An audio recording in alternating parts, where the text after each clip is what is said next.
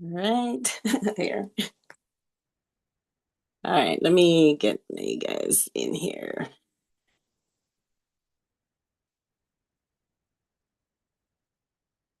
Let you in.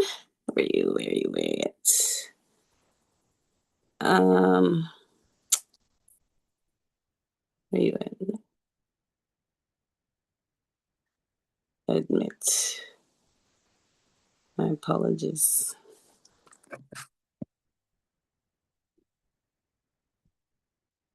Greetings. Welcome. Um, I have about another minute. Thank you for being on time. One moment, please.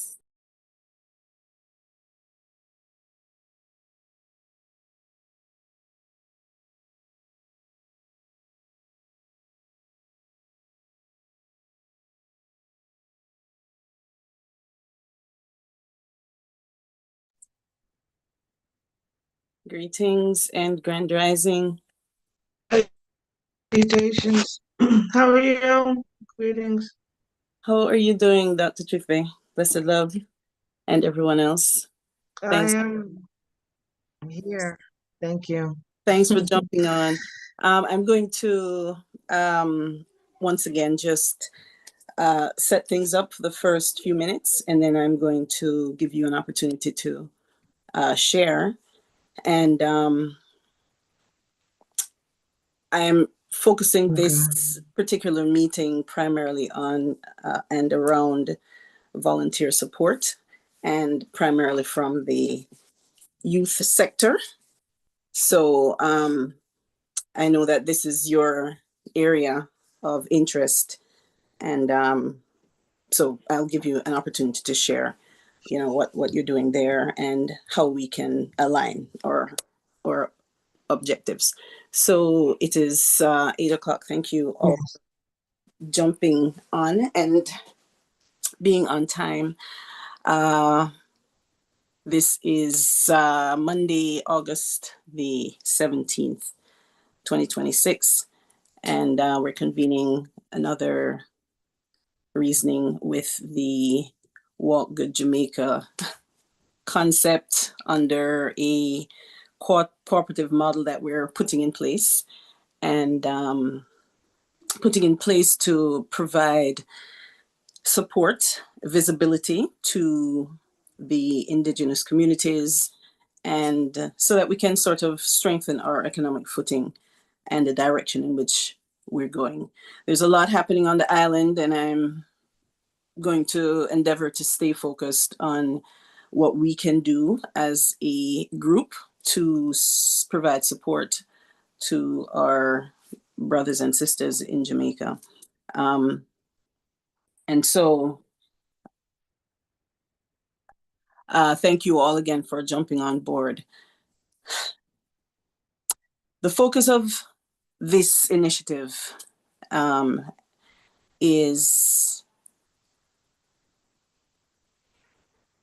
for lack of a better word, just tremendous, to say the least. And where I'm at a space in which there is going to be need for collaborative support and support from a space that can assist with things and initiatives on the ground and in the virtual space as well, so that we can coordinate and provide sort of systematic and aligned support on the island.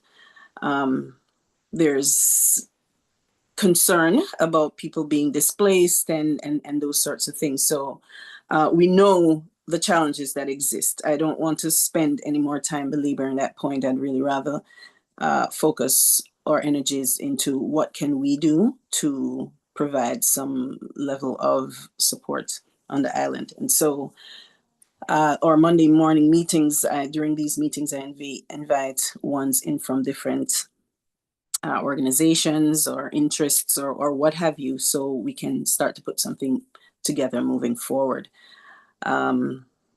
I am aware of a number of different initiatives. And so when I bring everyone together, it's to sort of create a space from which we can put something concrete in place that will give some tangible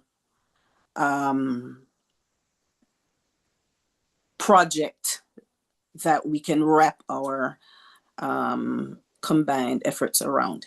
And to that end, one of the barriers that I see and have experienced myself is in terms of human resources and in the realm of volunteer support. Prior to Hurricane Melissa striking the island, I registered with a volunteer network on the island and heard very little back from them in terms of how I could support in any way, shape, or form. I knew that there was going to be a need and tried to engage with these entities before I myself lost power, and so that once we were up and going, there would be some sort of assistance that I would be able to provide. That I don't know if I received any response at all from any agencies on the island that through which I could have aligned my efforts or worked through. I didn't hear anything from the government or anything. And I registered with multiple volunteer nonprofit agencies on the island. And so in order to now provide this sort of support, that is one of the first initiatives that we need to sort of move on so that the steering committee can be properly organized and all the other objectives that were outlined in Matthew's analysis of our meetings and what we're doing can be pursued. And so human resources is going to be critical.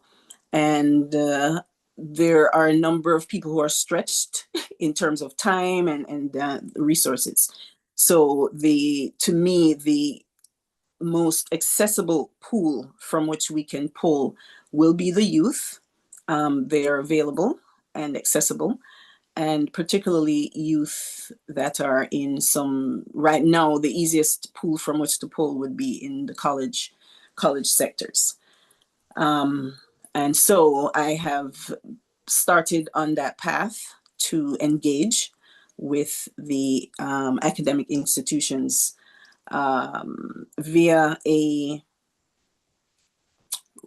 Roots and Rivers project that I proposed for a conference presentation in Florida. And the proposal was accepted, and it was designed around a model of service learning initiatives into which college students and other young people can engage as a means of service learning, volunteerism, and engaging with their community, giving real life opportunities for them to engage, utilize their knowledge and their skills, and for them to access knowledge and skills from within the community. So the University of the West Indies had a summer camp that I engaged with them and invited them to collaborate. I would design an English language component around that and then pull in a cultural piece. And so that is what is designed around the Roots and Rivers concept. And so I will be presenting that at Full Sail University in Florida in October. I have invited the University of West Indies to collaborate on that project so that we can start to have some partnerships formed and for us to bring forward a brand of not brand necessarily, but a pedagogy in terms of how to teach English language through technologies that include virtual reality, AI, and other technologies which are through our communities. the knowledge that comes from Indigenous people, and so engaging with that community as well. So this will now give us access to volunteers.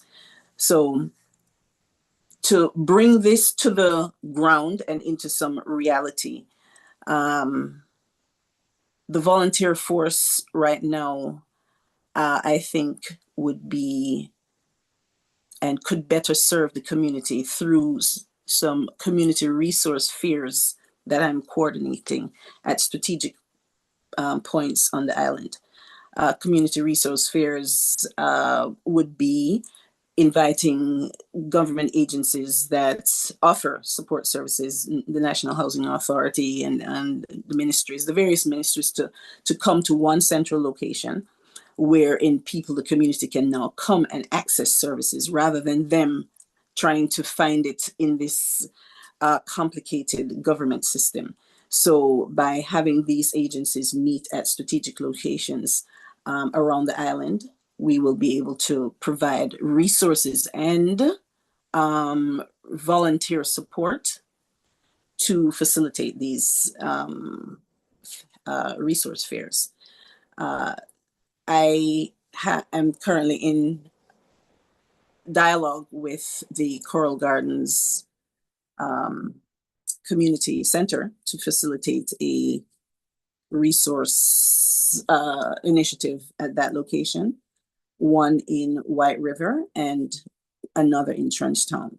And these will be initial spaces at which these resource fairs can be piloted and then expanded across the island and then across the CARICOM region, because there's need for humanitarian support in Colombia right now as a result of the hurricanes that, I'm sorry, not the hurricanes, but the earthquakes that have hit them.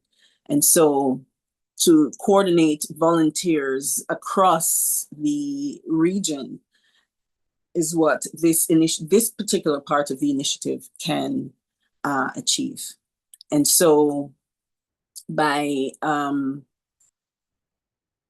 coordinating volunteers through colleges, universities, we can be strategic. Now, as a matter of fact, one of the proposals I have for the University of the West Indies is to host these events at the universities as well.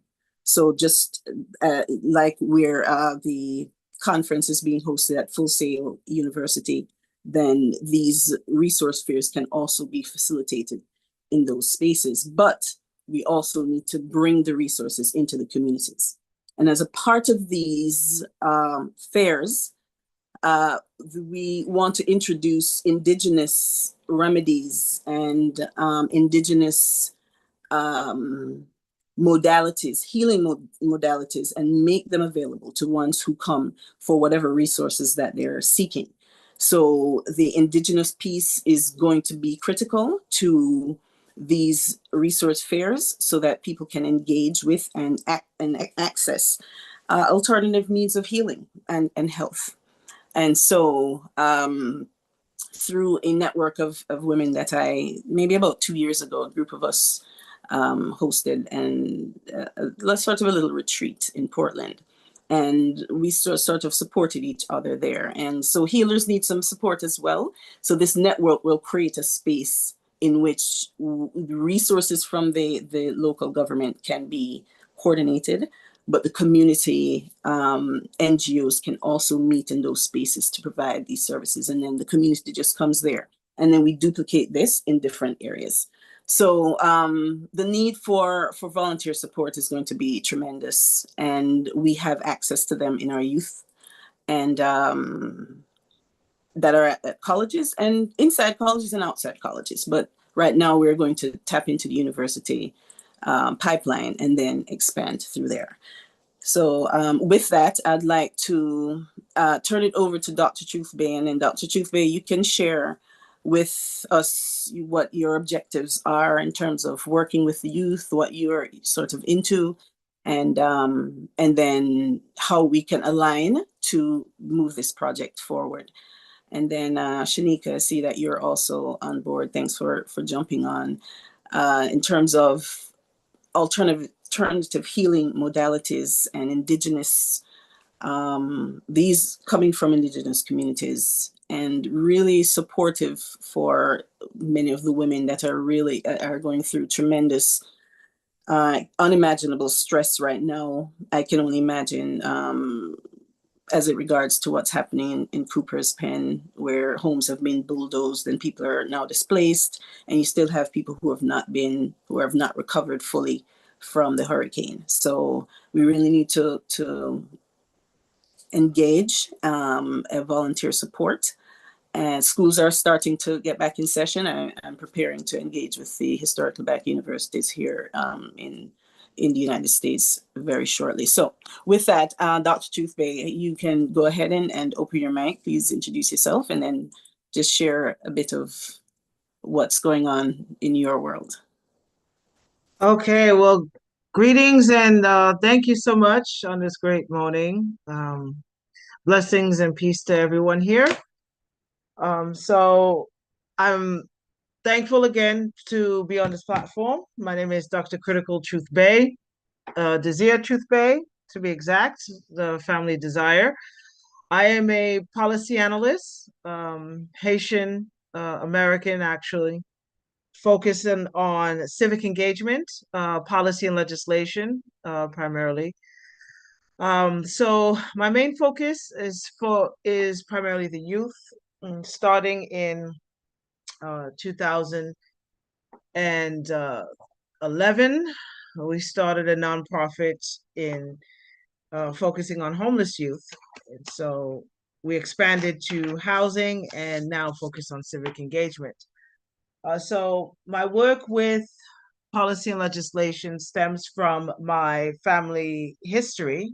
I am a descendant of chattel slave. Actually, if I can share the screen, I don't know if I wanted to show you a little bit about my family history.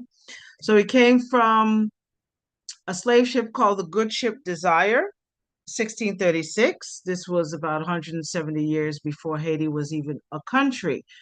But the first slaves that came upon U.S. soil actually came from the Caribbean, not from Africa directly. And on that ship, a captain, William Pierce, was one that carried a cargo ship of cocoa, coffee, sugar, rice from time to time on the Boston shore. But this particular year, in 1636, he decided to bring human cargo. And about 13 folks on that ship, and that's where my family lineage name, Desire, came from. Okay, thank you. So I just want to play a video concerning my family lineage, and then go straight into today's Global Youth Council, which is the most important thing to launch, March 2027. So we have about 8 months or so to get it up. So I'm grateful to hear a lot of the works that you're doing with the universities, which is precisely where we need to go.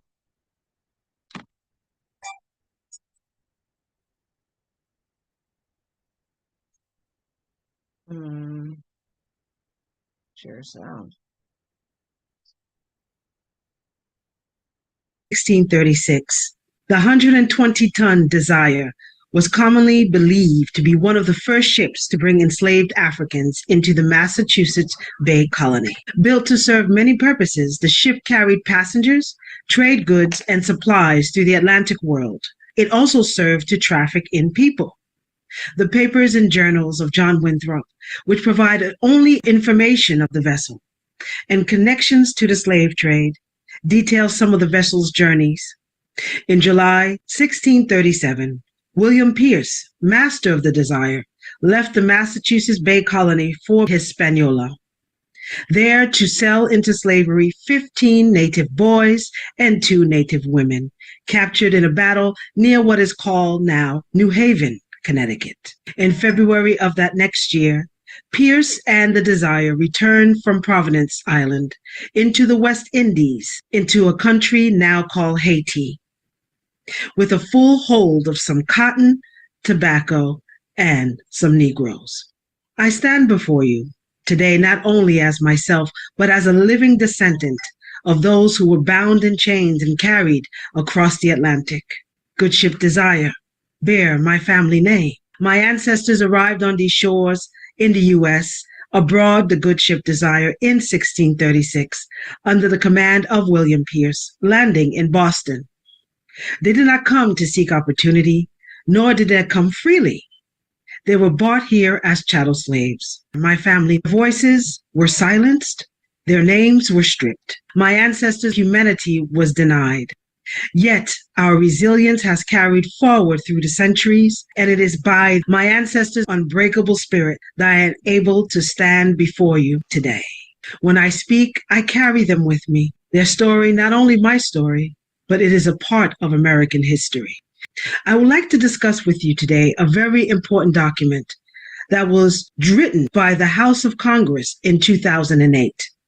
It is called House Resolution 194. H.R. 194 is a federal resolution that was drafted in the 110th U.S. Congress, passed by the House of Representatives, sponsored by Senator Stephen Cohen. H.R. 194 is a resolution apologizing for the enslavement of racial segregation of African Americans under the U.S. law, more specifically for slavery and the Jim Crow laws that followed. It also acknowledges that slavery and Jim Crow were fundamentally unjust, cruel, brutal, dehumanizing, and their effects continue to linger. It also commits in rectifying these lingering consequences, and for those misdeeds, and preventing similar human rights violations. And it is. All right. So that's just a preview as to what my role is today. What you just saw there, House Resolution 194, is one of the bills that we are talking about changing, which is why civic engagement is very important. This is the only bill federally, when people talk about reparations, I'm sure many of us heard the term reparations. Reparatory justice is something that is current, but it is not approached in a way where it should be real results. So this year, one of our works not only is to incorporate the Global Youth Council, but for those youth who are descendants of chattel slave have a specific history that has to be rectified. And so while we connect with young people from around the world, we want to ensure that, especially for U.S. descendants of chattel slave, there is the only group of people that have not received economic return. And so House Resolution 194 is one of those terms, which I'll put in the chat. You can look at it yourself. It is a bill in which we have every line to cost at least $5 million per descendants of chattel slave to return back according to this bill. It has to be federal. It's an international issue. And a lot of lawyers globally are not approaching it that way, which is why we're working to have them on the same page for that. So we'll see what happens by the end of this year, because again, this is something that has been lingering, particularly for U.S. soil. So the Global Youth Council, I'm sorry.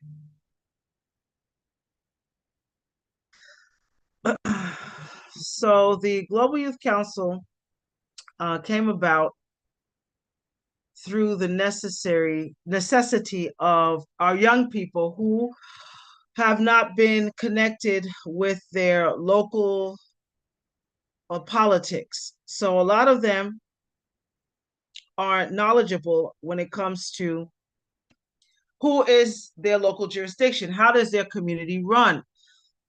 So one of the things that we want to ensure is that their cities or towns or countries that they come from, that they're able to know exactly how their community functions, how to create agendas, how to put motions on the table, how to speak on public comment. And so we said there has to be a way where we can have that as a full-time occupation. And so there are several organizations working with Do Good International, Relief Alliance, actually connected with Stoneman in Jamaica, from working with the youth there, and many other great people as well that are working directly with the youth. Let me see. And so we wanted to make sure that they had some sort of leeway and learning curve and certification, sort of as UN ambassadors, for them to execute what they need in their community. Not necessarily becoming politicians, but to understand the method of politics. Okay, so let me I just had this window open. Okay, here we go. So this September 6th through the 9th, we're launching a virtual summit where we're working to have youth express and leadership as well to express their needs and coming together. One of the things with the young people is that the lack of communication, their lack of resources that are given to them. There are many wonderful organizations that work for the youth. But one of the issues is that a lot of times the young person may not know how to access these tools, or may not know how to communicate in a way where it is effective. So we want to have every year, September 6th through the 9th, a focus on recruiting youth from around the world. It's 193 countries. And each of these countries between the ages of 12 and 29 to have a virtual way of them coming together every week to have a set specific schedule to talk about community issues. So one of them could be development. One of them could be mental wellness. A lot of them are artists. They can discuss music, dancing, painting, engineering, architecture, agriculture. The sky's the limit. But we want to have the platform specifically for them to discuss this every week. And so the immediate goal, the official launch will be again March 2027.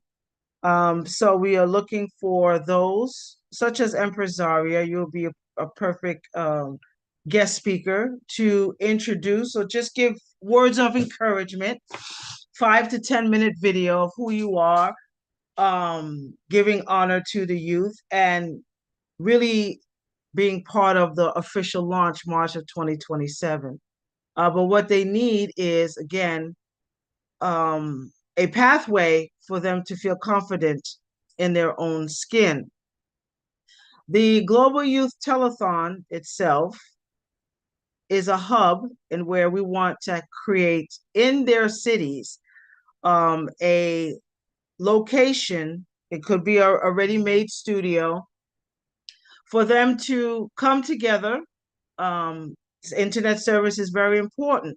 So some of the investments that we're looking for is for companies like Starlink to make sure that even in the mountains, in the farm, in the remote areas of the country, that that the youth have adequate internet connection, as well as a cell phone or tablet.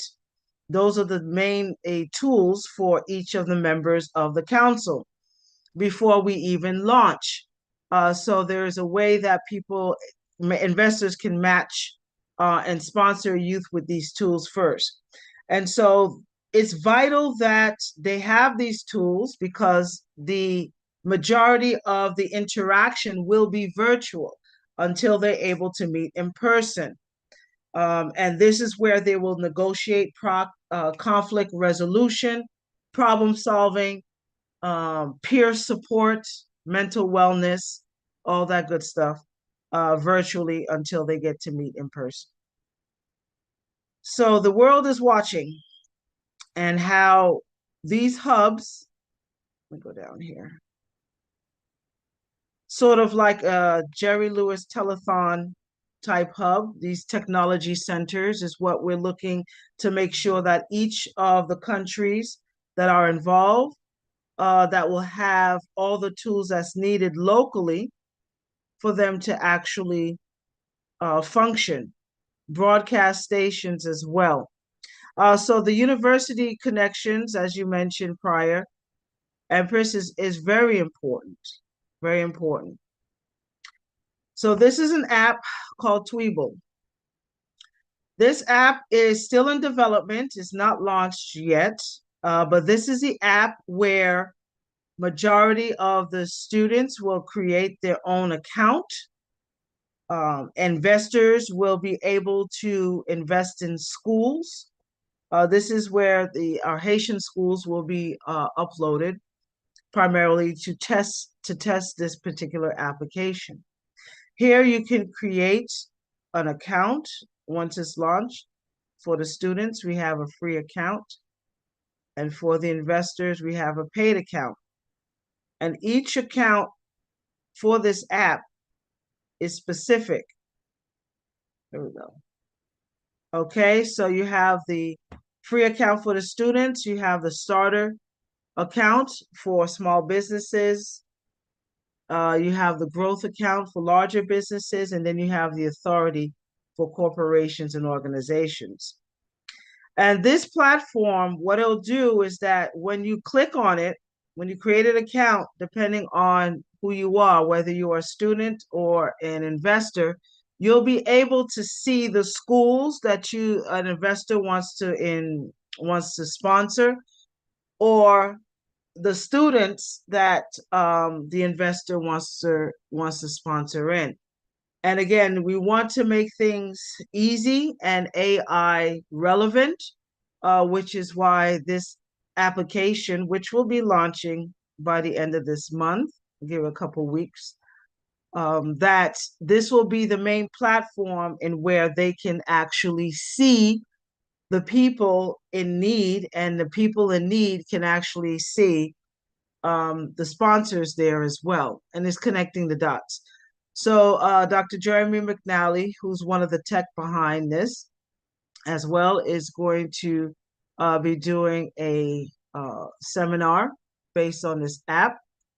And once we launch, again, this is for us, by us, and to really be launched by the youth when the time comes. And so, in short, do have an option to move forward. One of the things is not only to create the council, but to create in the cities that the youth come from, depending on where they are, to create an innovative city. So land is vitally important. When we talk about reparatory justice, it's not just about money, it is land. So, for example, this is in Kenya. There is a 500-acre land, plenty of land that's out there in West Africa, that we want to build, that we're in the process of building a student residential village. And this is where housing, which is a human right, is just as important as education. So we want to make sure that the child, the youth that's involved, has all the things covered for their families and communities to be a thriving, successful member for GYC. In these cities, we'll include an innovation district. This is where the technology hubs will come. This also is a vital part of their training. Sometimes they need hospitals or a small clinic. So when there is investments in creating an innovation city, a medical city is just as vital for those who want to do health and sciences as a major. We want to make sure that they have the world-class institution, a cancer center, or teaching hospital for them to do just that. In the Innovation City, International Conference Center, this is the hub of where the Global Youth Council will be housed. For example, the United Nations in New York is one of the only international agencies and where people from around the world gather year after year. So we want to duplicate that same conference center in that particular city. So it's very important that we connect with the architects there, the local people who are already in construction, not to use outsiders, but to use the people that are in that area to be part of this creation. And again, investors is very important for that. Part of the Innovation City, which will be the center of the Global Youth Council, is the Global Youth Leadership Academy. This will go in tandem with the Innovation Hub as well. So the campus has to be large enough to house at least 5,000 students. And again, these students will be participating in civic engagement training that is specific to finalization. A Caribbean Courts of Justice also will be part of the Youth Council training. So the those who may not be familiar with the sixth region, which is a territory outside of Africa. The sixth region also includes Niger, Burkina Faso, and Mali. And so this learning curve, again, it includes CARICOM Courts of Justice, which is there, but it's not really functioning. It's sort of going to be everything launched according to the global youth for them to navigate, for them to create their own governance as well, and for them to execute policy and legislation in its own time. Now, part of the Innovation City for the Global Youth Council, of course, will benefit the community. So there will be locations where a residential center, just for housing for people who are not part of the council. It'll be mixed income housing that will include luxury villas, executive homes, apartments, primarily in affordable workforce housing. So this is for youth or the teachers or mentors for them to have an affordable place that is equally as important as the academy itself. To uprise the economic sector in their cities, the commercial district, and this is something that we leave towards the government of that particular area, the jurisdiction. So the mayors and the governors of that location, the Innovation City will be built. The commercial district will be defined differently. That will include the shopping centers and hotels and banks and restaurants that's relevant for that particular area. Not directly affecting the Global Youth Academy, but will directly affect the cities the academy will be built in.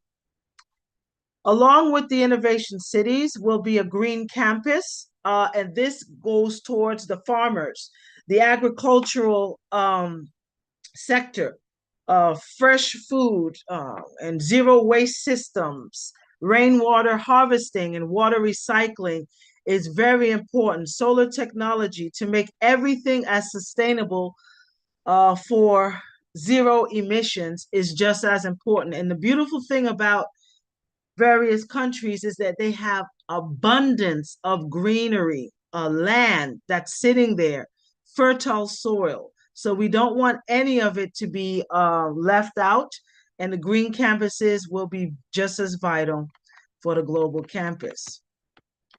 All right, so last but not least, here. So last but not least is the student residential village. We spoke about the regular residential village, but the student residential village is particular because it'll be housed next to the actual academy itself.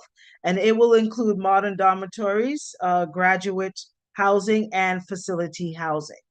So the Global Youth Council is not just bringing together the youth for a particular lesson, but is actually changing the structure of how one lives. And we want to be relative for the 21st century and really acknowledging the need for our youth to be learned, to be taught differently so they can have different outcomes. So I look forward to having an official virtual launch September 6th through the 9th. And in Orlando, Florida, we will have our actual in-person graduation for about 300 young people who will be flown in. So the application process is very vigorous. I will put a sample of the application in the chat as well. And it's a very simple questionnaire that will be launched on August 31st with the app. So if you know anyone that is potential, any young person between the ages of 12 and 29, that will be a perfect fit for a leadership training, quality civic engagement course. We look forward to connecting the dots with you on that. So with that being said, don't want to be long-winded, but that concludes our introduction to the Global Youth Council, and we look forward to connecting with you when the time comes. Thank you so much. Wow. Thank you. That is awe-inspiring. Thank you for such an insightful and visionary presentation. It is so perfectly aligned with where I believe this cooperative group will be going as it relates to organizing and putting into place a structure in which the meetings are run in a certain format, and you know the proper guidance and structure is put in place for the governance of this and other organizations.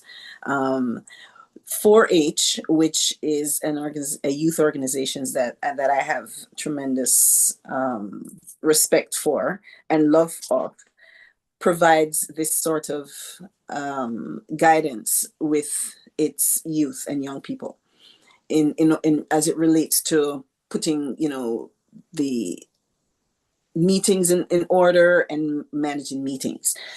That's what is needed for where we are right now. That sort of structure, the minutes are read and that sort of thing. And without it, really people don't know how to run a meeting and how to make it effective. So this leadership council that you mentioned and you're putting in place is so perfectly aligned. And the learning institutions that you're wanting to establish will be perfectly positioned to work in collaboration with the universities that I am now engaging with, including the University of the West Indies, Full Sail, and the universities that I engaged with when I was in Cameroon, and am currently engaging with university in Ghana. So we can align that. We will definitely have follow-up conversations in this regard, Dr. Truthbay, and move forward with putting in place a system through which youth can be recruited through a volunteer system. So you mentioned in the chat there's that link, and I'm going to make sure I grab that link. Please, any of you that are interested in sharing the link with maybe some young people that is within your circle, you can share that with them. But before doing so, I would like to invite them into our ecosystem through the Walk Good Jamaica volunteer ecosystem, and have our method of vetting them. And then from there, we can now recommend youth to participate in this on this council. Yes, Stoneman is currently working community with, they're just reopening the reading center. so we can engage with youth there and move forward. So that's exciting news that you're sharing. Now, as it relates to the methodology, the teaching methodology at these institutions, that is something I am engaging with as we speak, in terms of how people learn, and how the institutions need to adjust and adapt to the new technologies that are among us. Things just have to change. We can't have students waiting until they've graduated from college before they can actually start to begin the work. There are opportunities now in terms of how education and where education is going, where experiential learning is a part of that structure. And so this is where the presentation that I'll be making in Florida will align, because it is, perfectly, it's designed to re-educate teachers as to how to facilitate language learning instruction in a way that is relevant to students' lives and livelihoods. So this is so perfectly aligned, and there are some other things that will be happening around that time that I'd like to align with, and to place volunteers in the spaces that they can actually have those experiences now. And I spoke to that earlier with regards to what these resource fairs will be. There will be actual activities, service learning activities that students from all over the world can engage in their local communities, as well as in communities across the world. And then what we can do within the cooperative network is to have the youth organizations, or maybe student governments from each universities, working on various projects, such as the ones that we're putting in place for the resource centers around the island, and maybe even at universities. This is also needed now in for example, Colombia, where there had just experienced another earthquake, and we need volunteers to be able to be mobilized to provide assistance.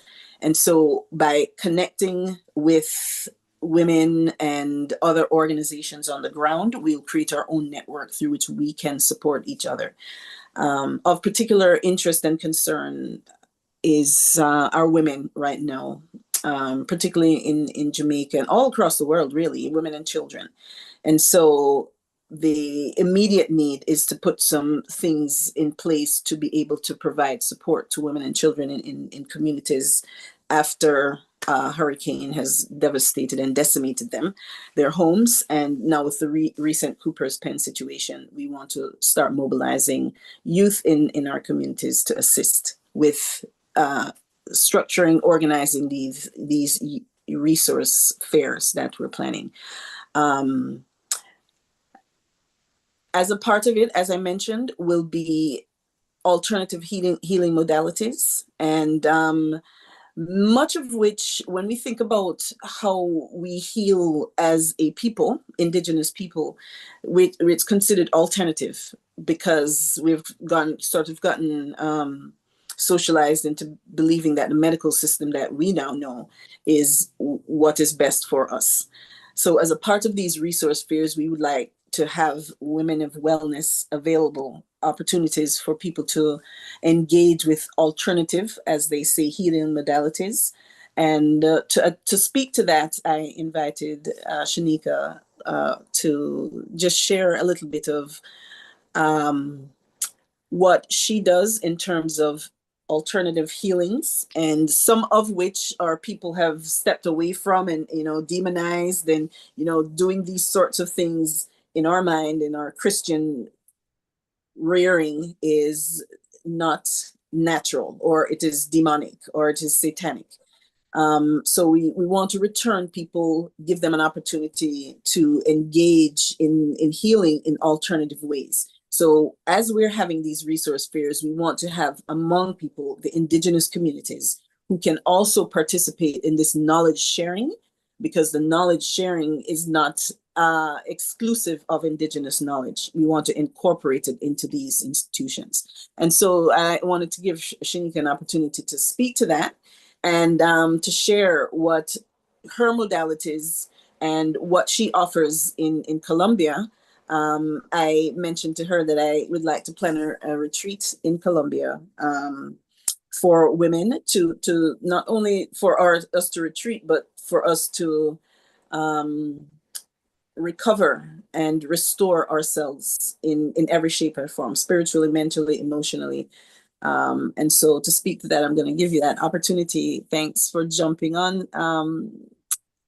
Shanika, you can open your mic, and you can have the floor. Give thanks, give thanks. My name is Shanika Malcolm, originally born in Jamaica. However, I grew up in Philadelphia, and 5 years ago, I left the States, and you could say liberated myself to another level. And this last 20 years, and everything that I'm passionate about, talk about, teach about, that is my passion and purpose, has been my own liberation, and all of what I'm doing is an expression of that, because I believe that once we wake up to our purpose, we liberate ourselves, our minds, our spirits, and on every level, we come into our purpose. We come into power, great power, empowerment, but we also, with that power, is the balance of responsibility and being able to be a visionary, be a leader in your community, and walk the good walk. So as myself being on this journey and being open and curious about what you would call these alternative ways, which we know is the original, living in harmony with nature, coming together collectively to build community, give thanks, to build community and bring our collective energies and gifts together to walk the good way and imagine a new way forward. So I've been doing that in my life. Like I said, returning back to myself. My journey started with grief and death, and that brought me to spirituality and asking bigger questions like this can't be all it is to life. We give, I call it the hospital. You're born in the hospital, to the school, to the corporation, or to the prison pipeline. So what is a way that we can live that is actually in alignment with the vision that you can say the creator has for our lives, our ancestors, where we're living in our purpose and really feeling fully joyous and alive. And that has brought me to finding my own ways of recovering and remembering the ancestral wisdom and knowledge by re-educating myself through learning and connecting to, different methods of healing, like natural birth. I'm a mother. All my children were born at home, raised naturally as far as natural medicine and how they eat and live, and being connected to the earth and connecting back to that inner self and the innate guidance that is within us when we're not conditioned, and in a way conditioned by society and all the external voices.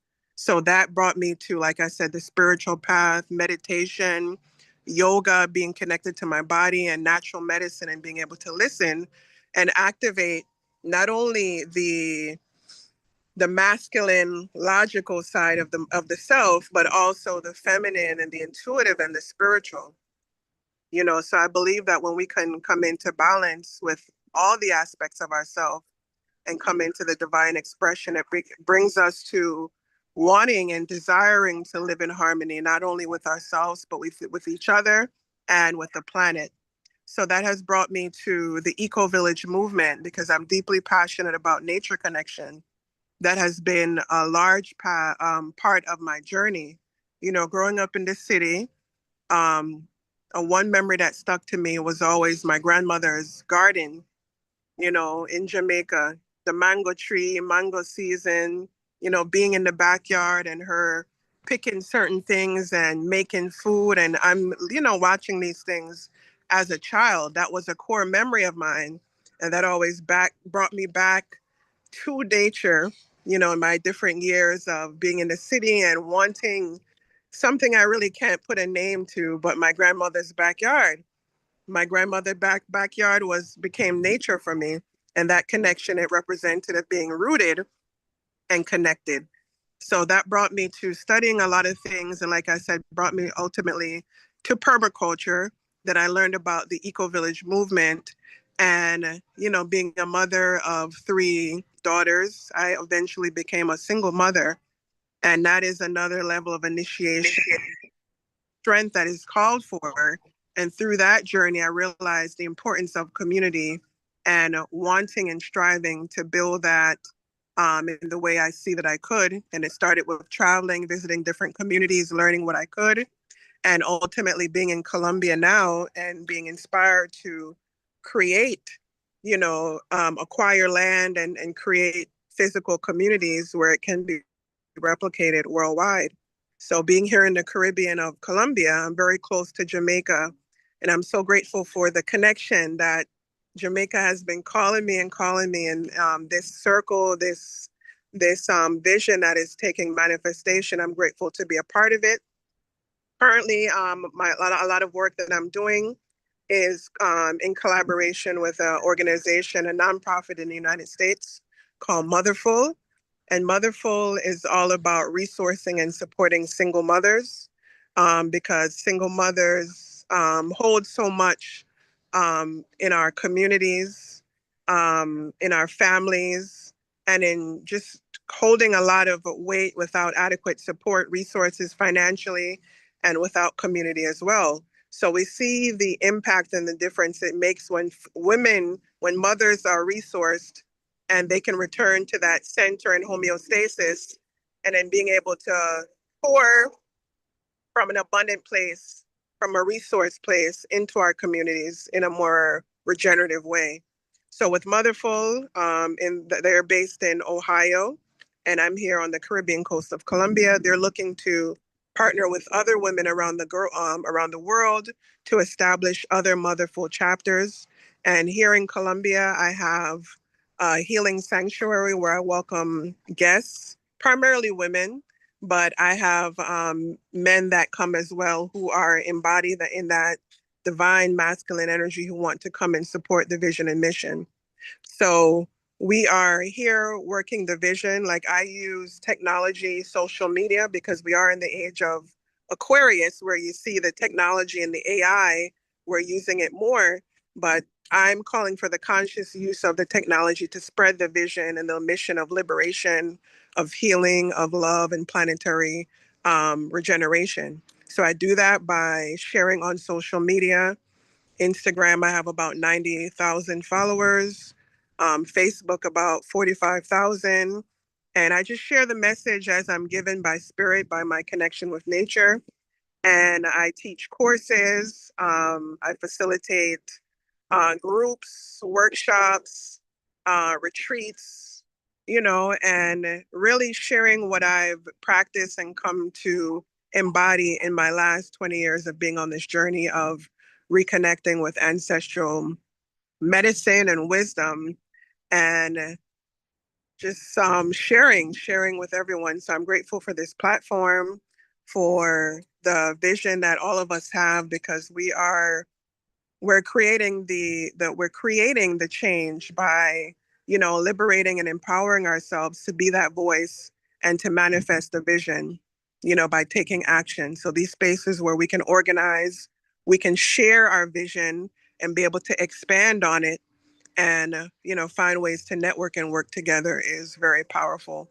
So if any of you are interested in anything I share, whether it's your own personal liberation and empowerment through your own daily personal practices and rituals to reconnect with yourself and the land, or if it is in community building and leadership development, nature connection, we can't leave out the importance of balancing technology with ancestral practices and nature connection.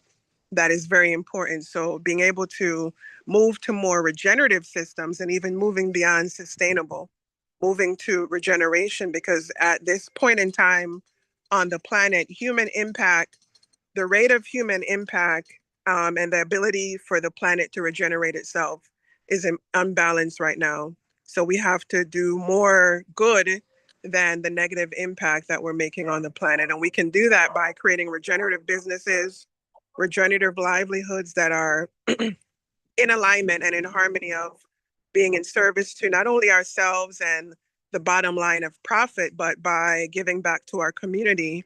And whatever business we're doing is also adding and helping the ecosystems that support life.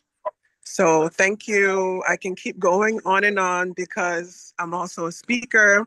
And so thank you.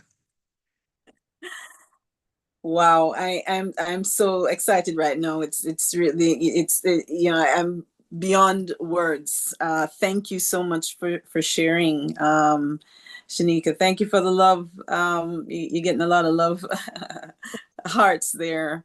Uh, there's so much that you said, and I'll give our technological guru an opportunity to speak, and then I will revisit what you've said, because there are a number of different things that, as we talk about alignment, can be facilitated via technology, and we have that capacity and ability via the platform. We have a 3D platform, Haile Selassie Metaversity, and Teach is instrumental in putting some things in place to be able to facilitate courses, indigenous courses, right from where you are, Shanika, and we just stream it online. That sort of thing. So we're connecting on the ground, and we can connect in cyberspace as well. So I'll step back a little bit and open the meeting up to address some other things later. But I'd like to give Teach an opportunity to just speak after hearing both of your presentations. Teach, you have the mic. But how do I follow that? Everything has been said. So I don't know, peace and love and all the corny stuff, that we need. And I just want to remind you all that we are already here for each other. It's not like we're going to do something in the future. We are actively involved, engaged, and we are available to each other, even if we're not available to the masses, to heal and grow and learn and support each other. That is what we are doing right now. Where that's going to lead, I'm sure there are folk in Haiti and Africa and Canada. Every day we get contact from some other country or continent who's interested in being involved with this movement. When it comes to tech, be careful not to overdo it, because the youth that we're targeting are really on YouTube the most. The most time they spend is on YouTube and TikTok. They're not going to be filling out forms and scrolling through options.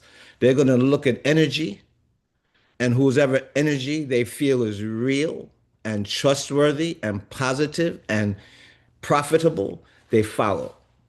And then that energy, as in the Empress Shanika, becomes what the world is named influencer. But if you look at the word in and flow, what more can you ask than that? And the only way that we have valuable things to share is because of pain in the past. So the idea that youth are going to go through pains because they're young, they haven't even had a broken heart yet. So now we've prepared an ecosystem to where, as from birth, not even birth, from conception, as you all were saying, what the mother is eating, what the infant is eating, how the breast milk has been prepared because of the mom's diet from the beginning. And you all are talking about it already. But we're discovered that volunteer energy is some of the most powerful and effective energy on earth. So the Rotary Club, Kiwanis clubs, they're called service clubs. And we have developed the service club, Walk Good Jamaica. It's a service club. And we are the hub of the best, healthy, wholesome services, not only in Jamaica, but we're connected. Now we're in Colombia and we're in Florida. We didn't even mean to be. So I'm just asking you all to relax and Find your still moments more so than your busy moments. Trust that when you're finding those moments of escape and utter settle downness, even if you're not paying bills or anything, those 10 minutes of quiet is where you really open the portal of connection. Our Wi-Fi comes from that. Put it that way. Our Walk Good Wi-Fi comes from you all having silent moments. If you don't have your inner silence, I can't even speak to you, really. Not the way that I really want to speak to you. I'm a mushroom shaman as my dedication in life in Jamaica, but I have 26 years of tripping on psychedelics and hunting them down. So my idea of the world is probably nothing like your perspectives. But what I do discover is that when a person finds that mushroom space where the journey becomes inward, there's no need for any other external stuff because everything that person, that woman comes up with is what she needed. It was inside. It wasn't something I gave her. They're calling me healer and put me on the spot, you know? Because for me to say I'm healer, now life keeps bringing me sick people, people who think they're sick. So now I'm like a walking hospital surrounded with people who believe sickness is possible because you all keep naming me healer. So I think we're gonna have to give me a different name or something. I don't know, like driver or something, so I can get a nice car or something. But right now, man, the cancer, the arthritis, the heartbreaks, I'm telling you. So what That were is you doing with volunteer club? Like the Rotary has the Rotaract. It's a youth branch, and there's thousands and hundreds of thousands of youth around the world. And what they do is they agree on worthwhile projects. They agree when to meet. They carry their tool bags, their garbage bags. They meet at the pizza peaks. They pick up plastic bottles, and they leave. And the same thing to Rotary Club. So what we have built in tech, the volunteer system, where our youth will be able soon to say, you know what, I'm actually a member of the Walk Good Youth Corps. See my badge, see my ribbon, see what I've done. I've served 16 elderly people lunch in 1 week on my own. I cooked it and I earned my badge. I feed the poor. Even a 13-year-old can have the power to know that she's influencing, making a difference, even with four people, four elderly people, even one elderly person in the neighborhood. So I've organized the tech. I'm a master of AI, not even me, but when AI was born, I was there 3 years ago. I've taught AI about our spiritual path for 3 years. I've been training AI how to recognize us in the world for 3 years. So all you have to do, it's not all like it's so simple, but I don't want you to feel like you're far away from this goal. This thing is now. We're here. Kings, prime ministers are traveling to Jamaica like Jamaica is the only place worthwhile to be these days. No other country gets announced as a country that these prime ministers and networks are coming to Jamaica. Everyone wants to come to Jamaica for their corporate meeting and then chill in Jamaica for Jamaica. So what we've created with Walk Good, come for the wholeness. And then the corporate stuff, we don't even bring your phone. You won't even need your phone when you come to see us. You won't need a gun, a knife, or medicine. We're going to take care. Go.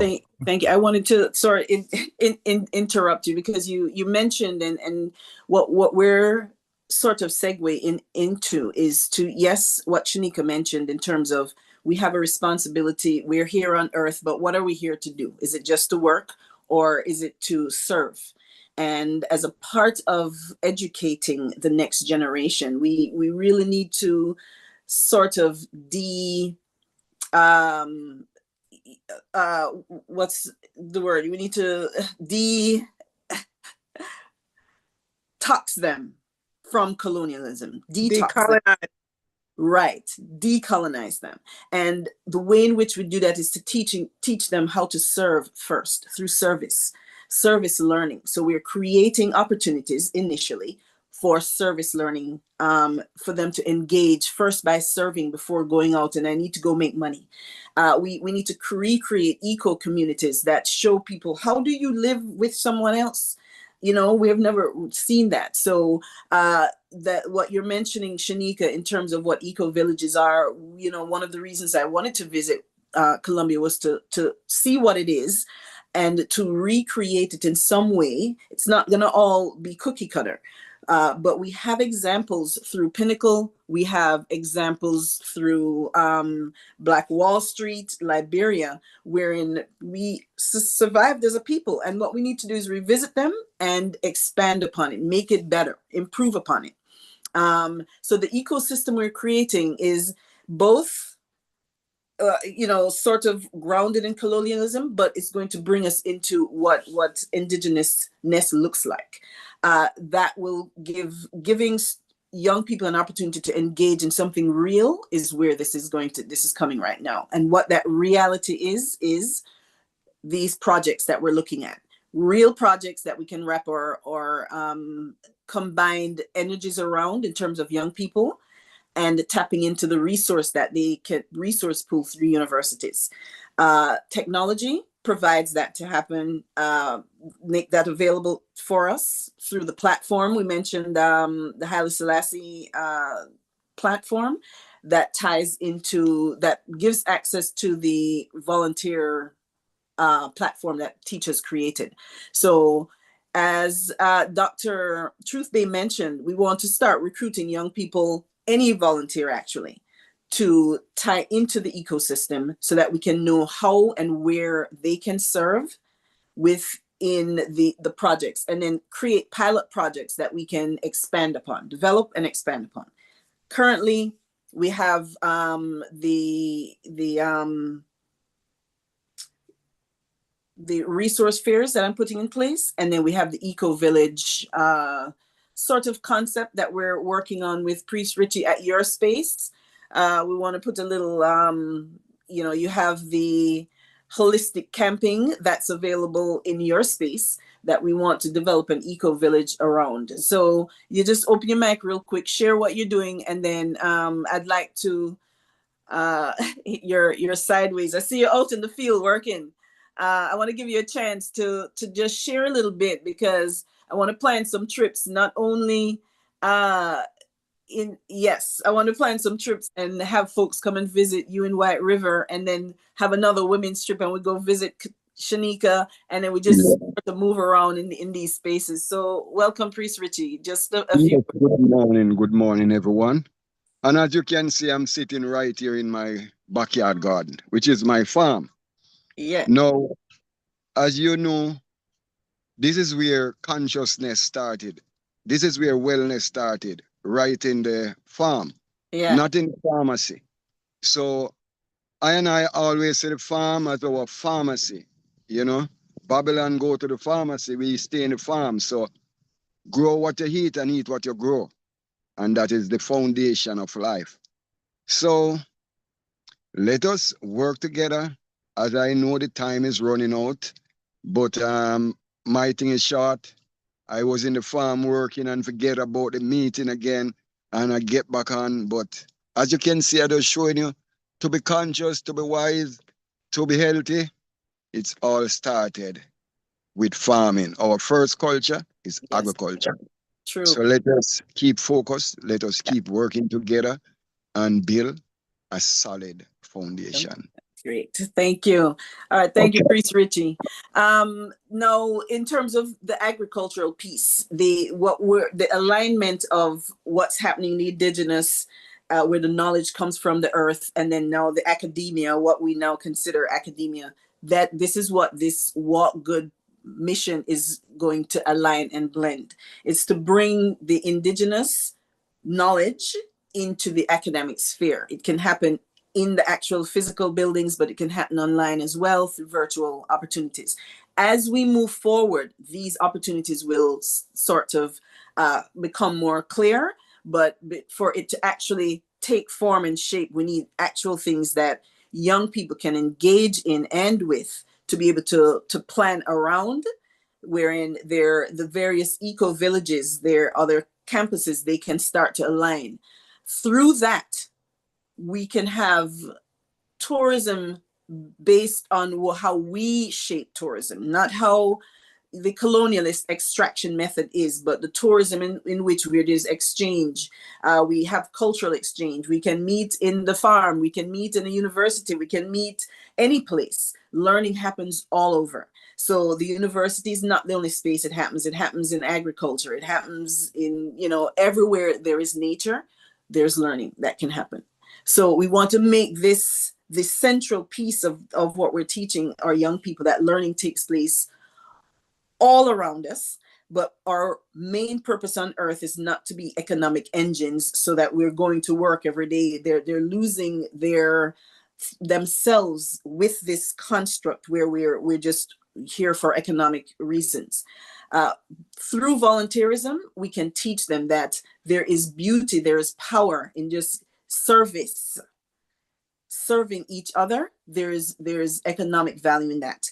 And there's healing value in that as well. So we want to sort of shift education from this, let's just train you so you can grow up and make money and all that, because that is not the end game. And making money is not the end game. There's something beyond that. And we want to make sure that we provide and are able to facilitate this anywhere, whether it's at Priest Ricky's space or it's at University of West Indies campus somewhere, or in Colombia with Shanika. We can learn in any space. And what we're doing is creating that network through which women and children can be supported. We can rally around them, and we can bring in the youth support who have the time, they have the know-how, they have the energy. And so it is their energies that we're wanting to harness right now and direct, but in a meaningful way, not in an extractive method. And so to those ends and to these ends, we're going to move forward. I see your hand, Shanika. Go ahead. Yes, I was just wanting to comment on what you're saying. And what you're talking about is reorienting our youth to a regenerative worldview. Because as you say, the one that we've been given of how we are oriented to seek success, and how that is defined as monetization, or, making money, accumulating. And as an ancestral way, the practice is to reorient to our purpose in community and in service. Yes. So finding, like we're missing what you can say is our eldership and rites of passage. Yes. So when our youth don't have that immunity, they get it through the system and the colonized lens. So this work that we're doing is so powerful, and I'm grateful to be here, because it's actually something I envisioned in the past, hosting youth at like an eco village or a natural building place. Like when I first came to Colombia, I went to this man's land, and his thing is building with bamboo and earth. That's what he did. We cooked food together. We did things together, but it was connection and community, and orienting from I to we. And you find just so much more purpose and just joy in your daily life when you have that level of connection and feeling like you're part of something meaningful. Yes. Yes. Give thanks. Absolutely. Absolutely. Thank you so much. That is critical. If you think about the tourism industry now, when folks come in, they want to party and get drunk and all that, there's another part. Not saying that there's anything wrong with that, but there's another aspect of Jamaica. There's another aspect of who we are that we want to provide, an experience and access to, so that people can tap into something deeper than just the superficial and, the rah-rah, but to go inward. And who better to provide that but us, the indigenous and from the indigenous spaces. And so we have sort of been invisible. It's been difficult for maybe some people to find us or to feel comfortable coming into our spaces because, it's look kind of rugged to them. And I have to admit that, I've been indoctrinated into just adapting because I've been in Trenchtown and Culture Yard since the hurricane. So sometimes you have to move outside of your comfort zone to be able to experience something different. And so ones may have to, shed off some of the colonialism by saying, let's come into nature, take off your shoes, take off your wig and your earrings and your light nails and come and party or party with us in a different way. one in which you will tap into yourself. So through Walk Good Jamaica, we're creating that ecosystem through which learning can take place, both through the traditional academic methods, but also through the indigenous methods as well. And we're bringing it all together. I'd like to continue to work with you, Shanika, to put some ed ventures in place where we can provide opportunities for women to travel into Colombia as a group of us, so we can experience there, and then we can move into different places. We can have groups that are meeting here and give people an opportunity to experience alternative healing, sound healing. There's so many different modalities that we need to really get our women engaged that will provide the necessary healing. Dr. Truthbay, I wanted to have you say something as we prepare to wrap up as it relates to the Youth Council and what I'm wanting to do in terms of moving forward is to share the volunteer link and platform that we have within the maybe the Trenchtown, but outside of the Trenchtown area, Jamaica area, and recruit some young people in to serve on this council and sort of assign the cooperative, the formation of the cooperative as a pilot project, and start to make that now something that is real, because it is going to be based on a model that was already put in place. So now we can design that youth council around that with a purpose that is actually impactful. And so the dates that you have shared coming up in terms of youth who are participating, can you give us a little bit more details as to that? And the application form, is that currently online? For a more specific question, what I'd like to do is to start vetting some folks to be able to participate in this initiative that you have, and for them to travel to Orlando. So can you tell us, is that something that is we can start working towards, and at our next meeting address it, and how so?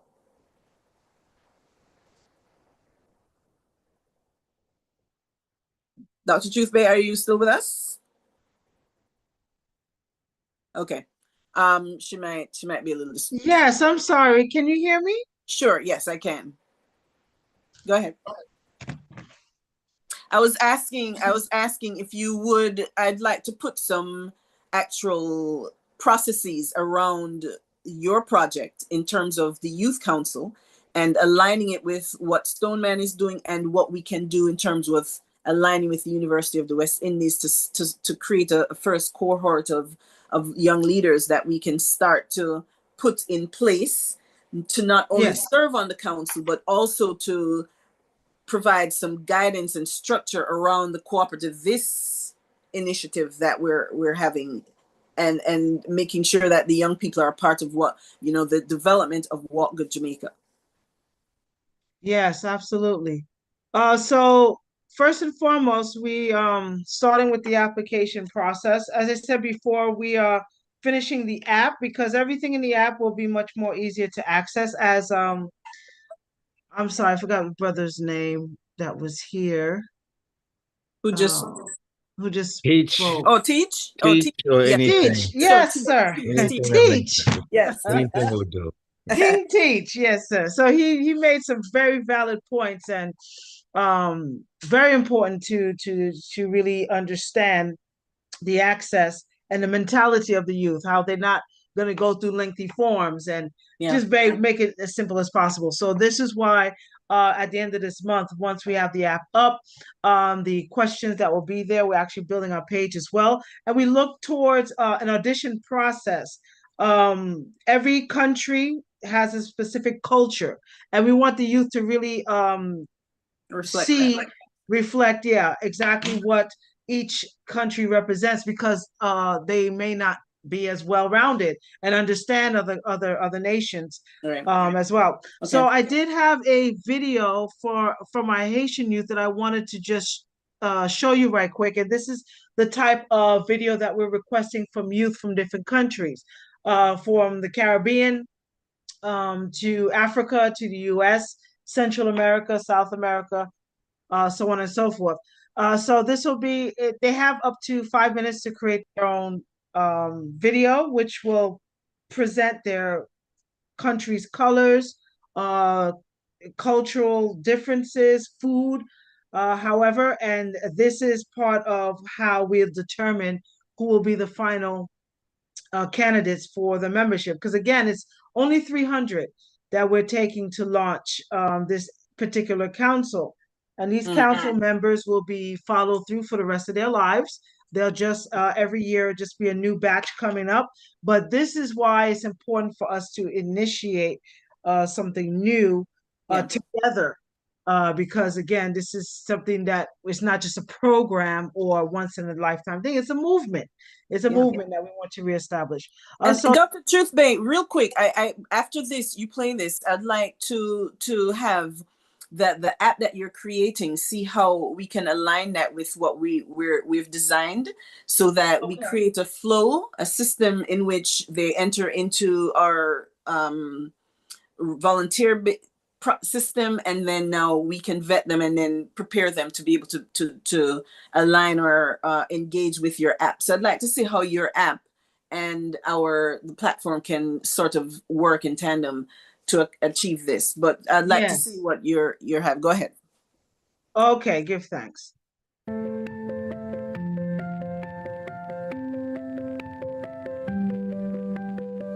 SOS Haïti cria fort. Le ciel danse avec le décor. 3 millions d'éclats trop fâchés. Des rêves brisés dans la fumée. Leur cœur bat comme un tambour. Dans la nuit qui manque le jour. Leur voix brille vers l'horizon. Sauvons-les d'un triste abandon.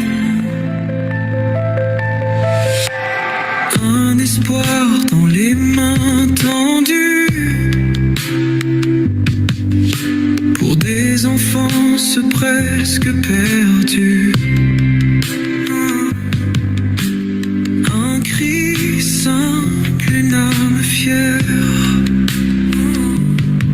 Sous les palmiers, sous la lumière. Leur cœur bat comme un tambour. Dans la nuit qui manque le jour. Leur voix brille vers l'horizon. Sauvons-les d'un triste abandon.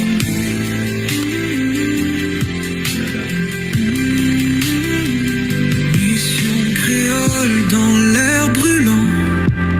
Des rêves pour tous les enfants.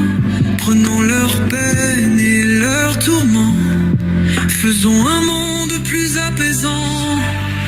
Leur cœur bat comme un tambour. Dans la nuit qui manque le jour. Leur voix Truthbay?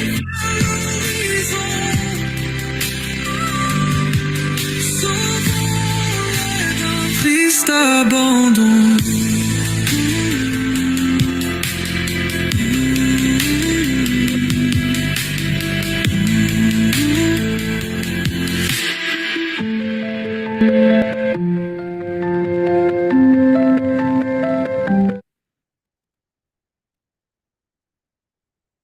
Okay, thank you, Dr. Truthbay. That is when we talk about young people and their presentations of how or who they're going to how they're going to sort of share their gifts and talents. I'd like to, I am going to at least ask from the youth that are going to participate to share something that will communicate what gifts, what skills, what interests they have, how they can share, what skills they can share to offer in terms of the council. And then we will now share that with you, and align it with what your project is, so that they can, we can create an entry point for youth to participate in this council. And so moving forward, I'd like to get ready to wrap it up right now, but moving forward, in preparation for next week, I'll be in touch with you, Dr. Truth Bay, in terms of recruiting leaders, not only for your project, but they will actually have an experiential learning opportunity through what we're doing with this cooperative. And I will make that the focus of my next activities in this next week, to engage with the universities to recruit young people for your project, as well as for our cooperative leadership and steering committee, and as well as what we're doing within the communities, the resource fairs and all that. There's going to need volunteer help so that this initiative can move forward. So within all your circles, we can share the okay, thank you. It's in the meeting. Got it. Dr. Truthbay said that the link is in the meeting. We'll share the registration forms, and then we will also direct young people, or alternatively direct them to register into a volunteer system. And then through that system, we will select ones who can serve on the steering committee to be able to deal with the various aspects of where this initiative is going. Without the volunteer help, we're going to be limited, but there is tremendous benefits in sharing what service learning can offer. So I'll have you, if there is anyone else that would like to say something before we wrap up, I'm going to give Dr. Truthbay an opportunity to share, and then please pull the link from the message, the chat, and we will be in touch through our Pinnacle group in terms of how we are going to mobilize young people to participate in this initiative. Dr. Truthbay. Yes, give thanks, and really appreciate this opportunity again to be here amongst you. So I did put a sample of the questions for the Global Youth Council application. There will be, as I said before, an online questionnaire. So, but you can get an idea of what they can do their video on. Now, what you just saw with the Haitian youth is particular. It is the black and red that you see that they're wearing is the actual Haitian flag, the original Haitian flag. So what you see today, the blue, red, and white, is not the actual original flag. So when it comes to youth that are presenting their country, again, there are nuggets that they can utilize to represent their culture. And the sky is the limit. As long as they're, because this is not an audition video, it's just to show you the entire council of the Haitian country. So that's why you didn't really hear anyone interview, but you just saw images of many of our students. The Global Youth Council started with Haiti, but it didn't officially launch, which is why we want to do a global initiative for March of 2027. So a lot of the relationships you're building right now with the universities are so vital, because that's where majority of the marketing, the coordinators will come from. Most likely college, high school students as well. We're also looking for youth who are already in their prime. So if they're already doing speaking engagements, those are the primary candidates that we would like as head of the council, and they could be part of the judging when it comes by, say, January 2027. We'll have a complete finalization of the team members. So those are the coordinators, the people that are coming together, and the audition process, as you said, when the app is launched, that everything will be on the app, ready to Okay. be accessible. Okay. So again, today was just a brief introduction of what Sure. is to come. Okay. And what we're looking for, because it's coming up in the next couple of weeks, is really 5-minute videos from everybody giving some word of encouragement to the youth. And we're going to splice it and debut it September 6th through the 9th. It's going to be pre-recorded videos from all organizations giving homage. And there's a certain script Okay. that is particularly presenting the launch of the official council, which will be March of 2027. So there are things that we'll send to those who want to participate, but Okay. it's very important, even if it's 30 seconds to a minute.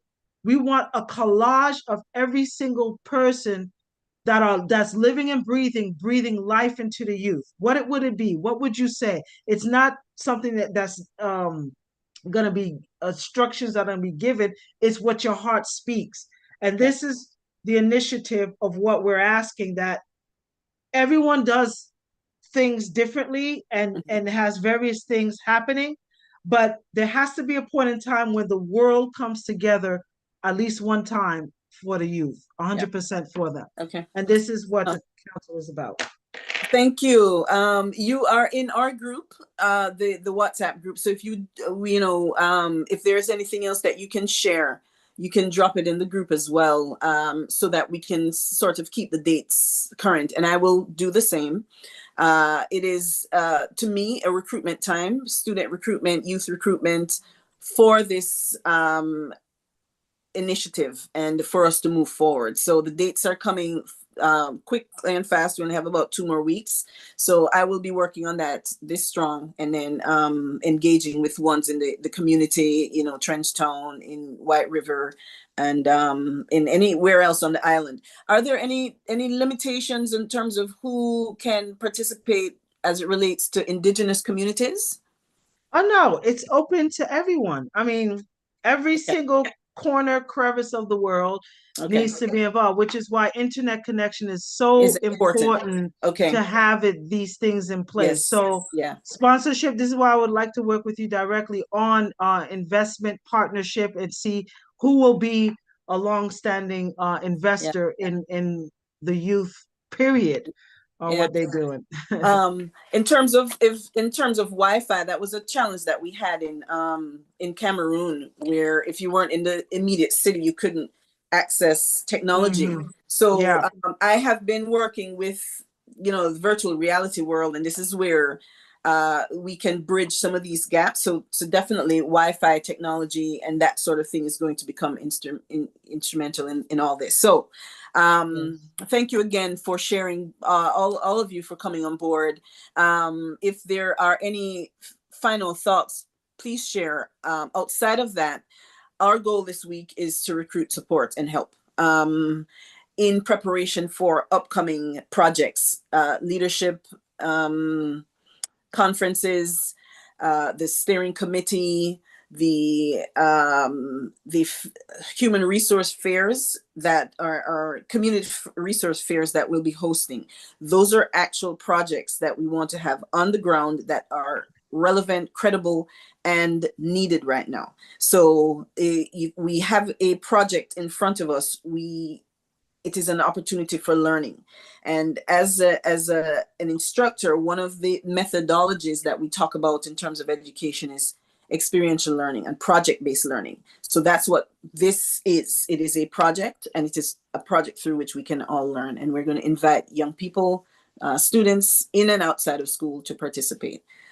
So if there are no further questions or anything else to share, I'm going to conclude this session of this meeting, and then we will reconvene next Monday, same time at 8 o'clock, to see how we've moved forward with our recruitment initiative for Youth Council to join. Okay, thank you so much again for you all jumping on and joining, for our speakers, for Shanika and for Dr. Toothbay. I'll be in touch. Thank you, Teach, for also sharing and for getting everything in terms of technology up and going. The platform, the Haile Selassie platform, is available. I'd like to make it available to you, Shanika. There's actually a virtual space that you can have where students can enter and can participate in some of your courses. I'd like to look a little bit more into this as it relates to facilitating online education and for the indigenous community. So this would also relate to you, Dantre, and the Jamaica, the People's Court of Jamaica. There's virtual space for these. I heard Dr. Truthbay talk about the Caribbean Court of Justice. So when we're talking about these sorts of things, we have the virtual space for indigenous groups to connect and engage with the broader community. We'll have those continued reasonings as we move forward. But critically right now is the volunteer support. So continue to send people. My website, empresszaria.com, has a link to the registration platform for the Walk Good volunteer force. So empresszaria.com. I'm still working on continuing to update things that are on there. I'm using that as the main platform right now through which to channel these initiatives until after the steering committee is in place and I can transition it all into its own ecosystem independent of me. But for now, thanks again for your time and attention, and we'll be in touch on Pinnacle, the WhatsApp group.